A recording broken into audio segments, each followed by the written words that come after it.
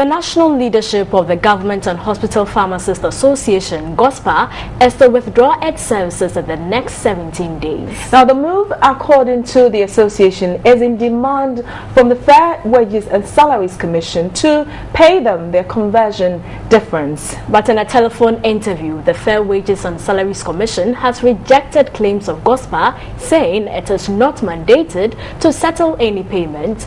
A report by Daniel Opoku. The grievances of the Government and Hospital Pharmacists Association, GOSPA, have spanned a 3-year period.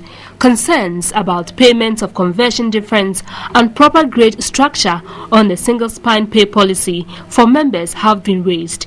These were referred to the National Labour Commission for resolution, but according to GOSPA, Fair Wages failed to comply. In 2013, a judge ruled in favour of Fair Wages and Salaries Commission when the case was referred to it. But GOSPA has appealed to the case and hearing is expected soon.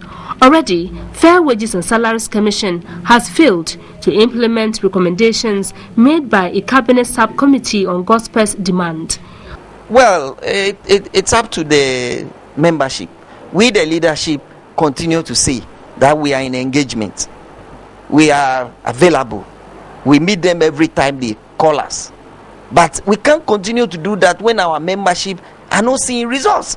We are not delivering. And that is why they have started doing what they are doing.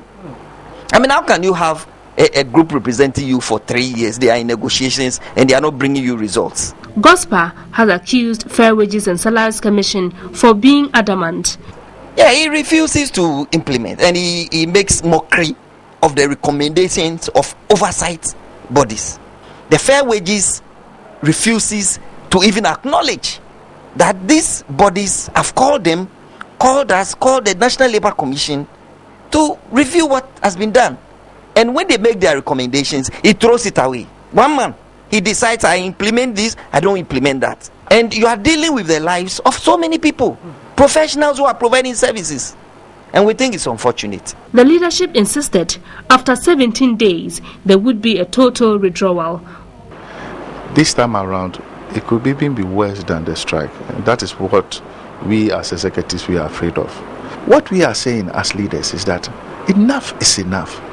We have gone so far. We've gone through National Labour Commission. We've gone through other interventions by the Chief of Staff. And finally, the President himself has given the go-ahead to implement a recommendation. And it's not being implemented. But would GOSPA sacrifice under the current economic conditions?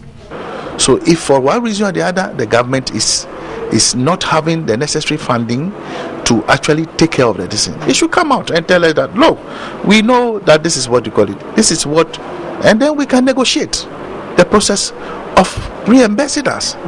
That is the way forward.